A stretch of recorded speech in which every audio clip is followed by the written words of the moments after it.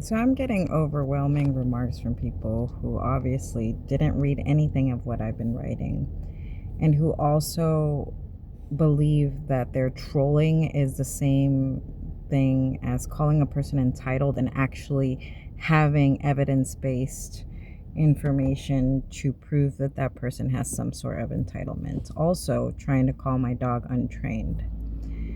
Unfortunately, me and her have gone through some serious trauma, but she still provides all of her medical services the way a service animal would. And I've never had any trouble in hospitals, doctors' offices, or even in emergency situations where paramedics have taken me and her to the emergency room.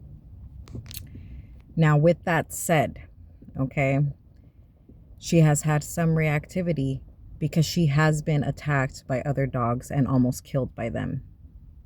She still suffers from a leg that never healed properly, that healed with a scar where the leg bends.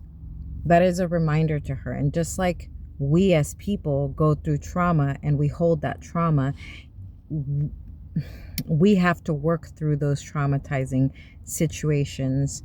And yes, if I was to win, and a lot of people keep saying that I'm naive thinking that I wouldn't win. If I was to win, that's what I would spend the money on retraining her, getting her proper training for her traumatic situation, because not all trainers have experience with dogs that are reactive because they have gone through a traumatizing situation.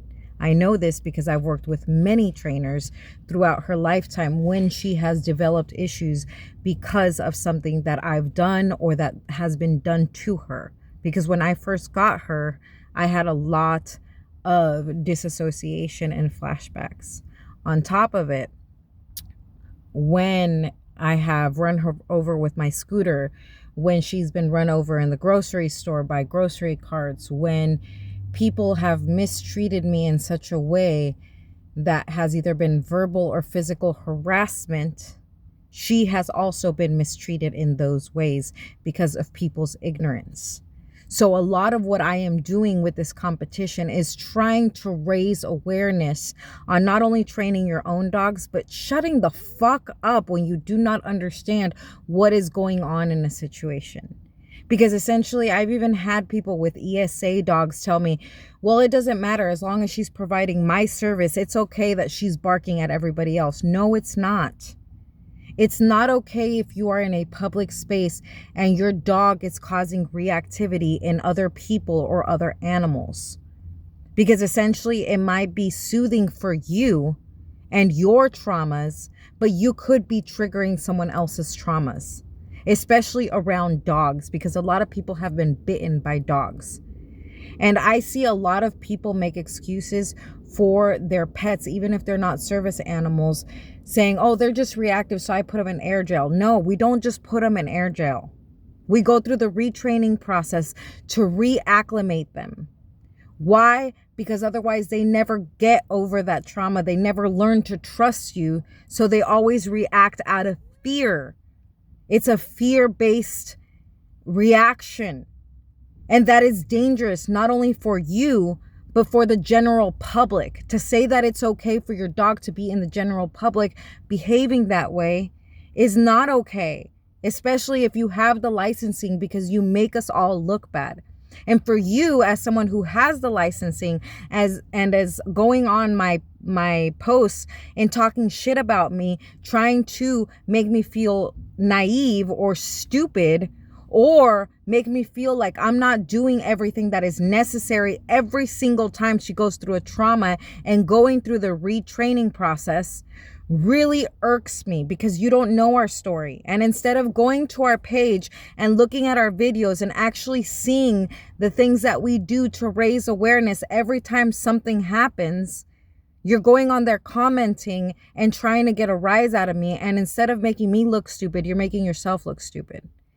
And yeah, I get it. Maybe America's Favorite Pets is a big fat scam.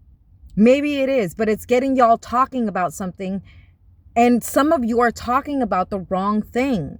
You're talking about the event being a scam. But if we were to get that the cover of the magazine. For us, it would be about raising awareness about these types of situations, because we experience them on a regular basis, going other places where they tell me, oh, my dog is this, or my dog is that, and then her getting attacked by other animals. And it happens frequently, and not because she's misbehaving. And sometimes I have people come up behind me when I'm not in a good state, and then people are like, well, she's growling at me, she must not be a service animal. First and foremost, she has her service animal times. When I put her vest on, that is her indication. When we're on our downtime and I'm not paying attention, sometimes she will growl at a dog that's already growling at her. That doesn't mean that she's not trained.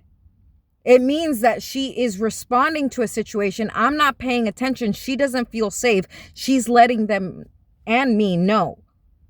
However, attacking other animals, that's not something that she does. And that is something that we experience frequently. Not in every place, but in environments where truly entitled people spend their time. And this kind of commentary isn't helpful. If you really believe a scam, why are you going after me? Why aren't you doing something to take down the scammers? Why are you going after the participants that are just posting about it when you could be going after the scammers? I'm not asking you to participate. If you don't want to share the information, do not share the information. If you don't want to give your votes, don't give your votes. But shut the fuck up and stop thinking that it's because I'm naive and I don't understand how charity work works. But essentially, by calling them a scam, you're also calling Paws a scam. And unless you have evidence-based information, you shouldn't be calling any nonprofit a scam. Unless you have experienced it or have evidence-based information, calling people scammers is harassment and defamation.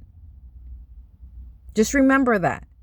And I know that some of these trolls are AI, but I also know that some of them are people who think they mean well, when in fact, all they're doing is making assumptions without having anything to back them up, and assuming that that's the same thing that I'm doing. And then saying, well, you've got two problems, an untrained dog and da-da-da-da.